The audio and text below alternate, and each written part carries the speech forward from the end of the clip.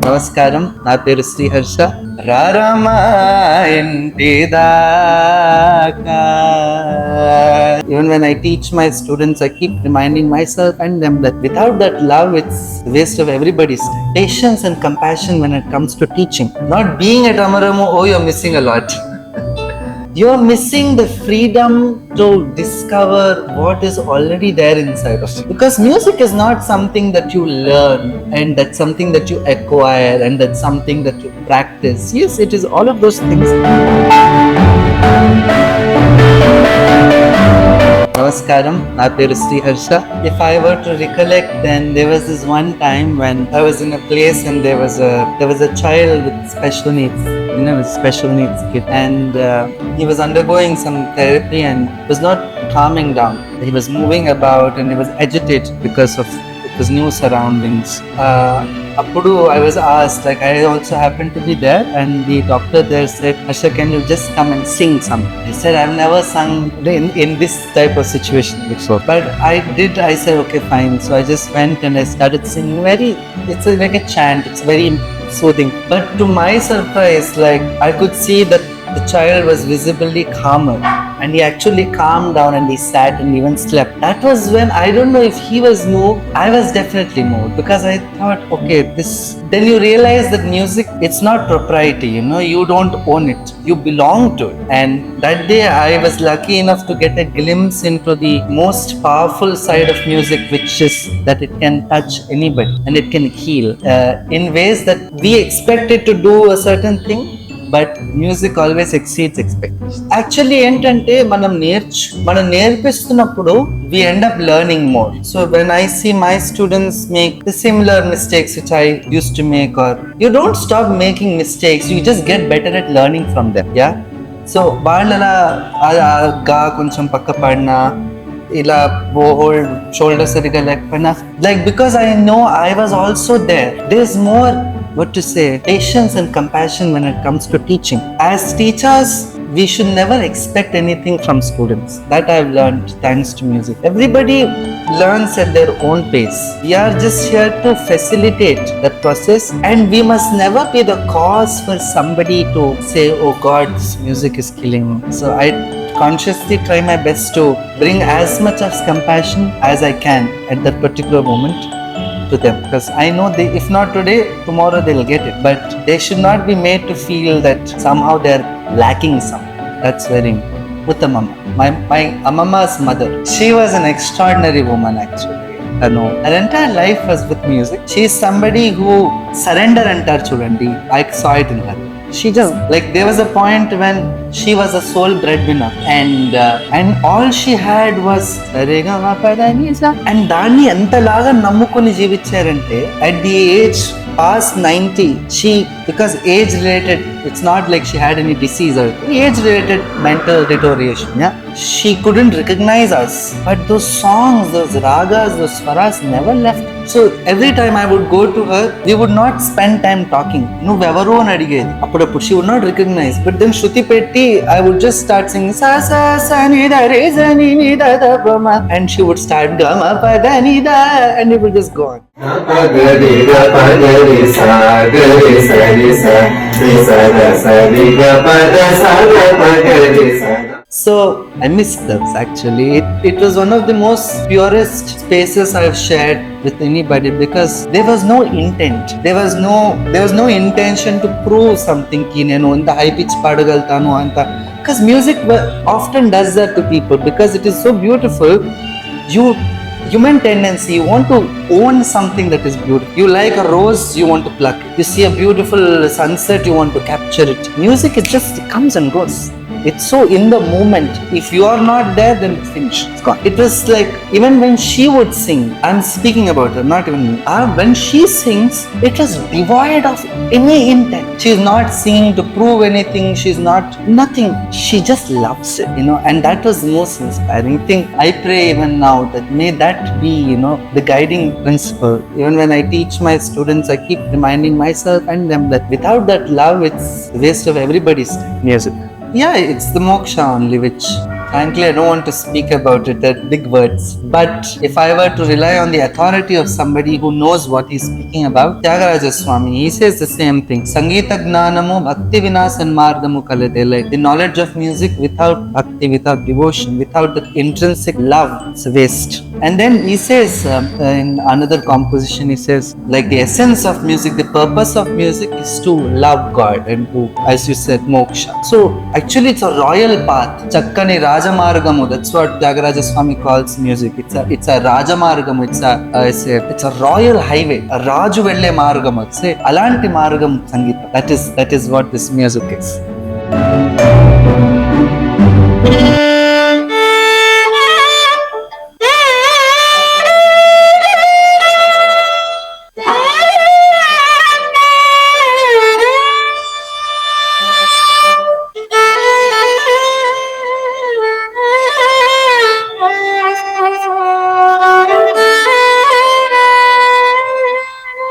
First of all, because I am still a student, there is a difference between playing what you can play and playing what you want to play. I am still playing what I can. Would I have sung this? No, because my comfort with voice is of course much more than my strings. But in this moment, this is all I could think of. Like, Santosham, I can sing that for you. Shri Radhe, Shri Radhe, Radhe, Shri Radhe. Asuya.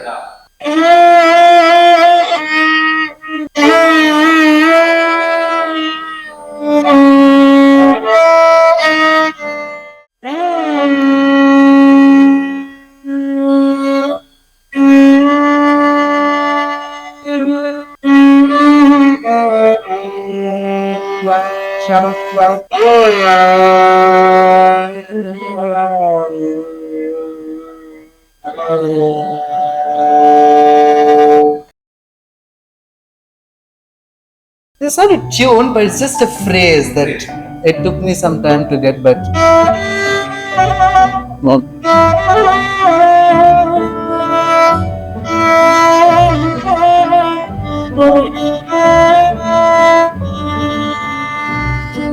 it's very subtle. Na na na na. One of the favorite ragas. I can tell you what tune I can, for me in this moment, but it will change because we are complex beings, no? And that's one thing I like about music. It's not static. It's so dynamic. It's ever changing. So right now, if I were to sing, what would I sing? What tune? Pamagare sati sagama pani sada pama pada ma pagare. Not being at Amaramu, oh, you're missing a lot.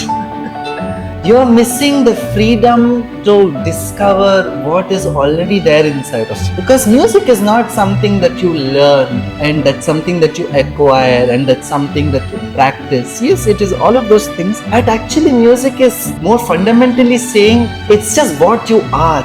And here there's so much of space, like physically, literally there's space, and also like what we do here, it just allows you to find your own tune, as you said, yeah. It allows you to be fearless and sing with love. That's very important.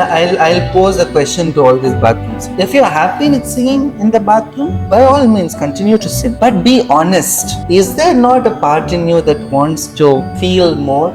Express more that is already there? If you want to do it, you must come, because eventually after you have bath, you open the bathroom door and you come out, no? So if you are opening the bathroom door and coming out, why are you leaving your music inside? Carry it with you. It didn't even start off as music, ma'am will tell you. Actually it began with Om chantings. And we had met through a common friend, and then we had a few Om chantings here, and then like Our association goes back to December last year, and we have been in touch. But it is only recently that we were like, okay, come on, let's see if we can join hands together and teach music. So it's very sweet because it never started off as a business thing. It started off as friendship. It started off as good people knowing each other, and I think that's what makes Amaramu very beautiful. Like I can say this. Across Hyderabad, if you want to come to a place where it's really just good vibes, and I'm not just saying it because I want people to come here, it's genuinely just good vibes, you must come. It's Amaramu, it's immortality,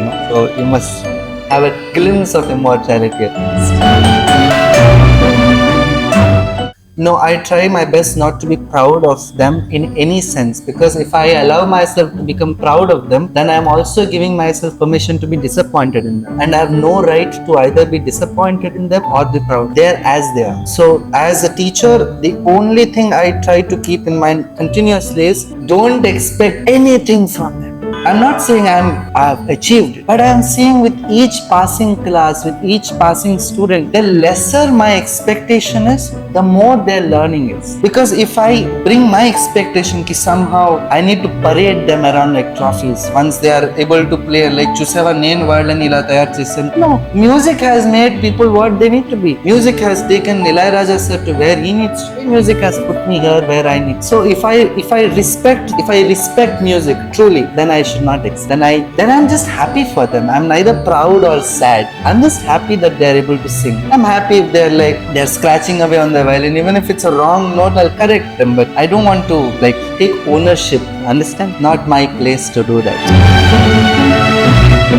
Nisari mapagari sa nisari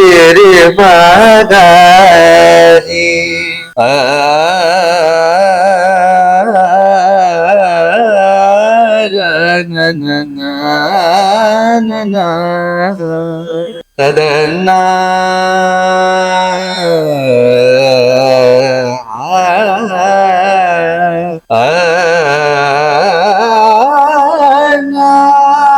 tadana